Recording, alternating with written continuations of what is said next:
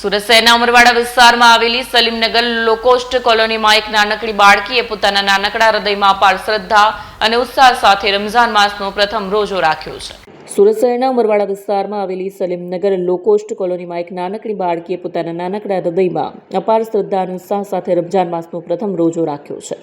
78 સલીમનગર ખાતે રહેતી 7 વર્ષીય ફાતિમા નાઝ સમીર શેખે પવિત્ર રમઝાન મહિનાનો પહેલો રોજો રાખ્યો।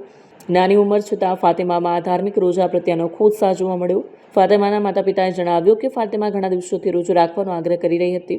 તેણે શહેરી માટે ઉઠવાનો આનંદ સાથે આગ્રહ કર્યો। તેનો આત્મવિશ્વાસ અને ઉત્સાહ જોઈને તેને રોજો રાખવાની પરવાનગી આપવામાં આવી। પરિવારમાં દીકરીની આ ધાર્મિક ભાવનાને લઈને ખાસો ઉલ્લાસ જોવા મળી રહ્યો છે। ફાતિમા જેવી નાની વયની બાળકીઓ દ્વારા રોજો રાખવાની શરૂઆત કરવી એ તેમના ધાર્મિક સંસ્કાર અને પરિવારના માર્ગદર્શનનું પ્રતીક માનવામાં આવે છે। ફાતિમાના પિતા સમીર શેખે વધુમાં જણાવ્યું કે અમે ફાતિમાની સાથે સાથે તેના નાના ભાઈ બહેનોને પણ આ મહિનાનું મહત્વ સમજાવીએ છીએ।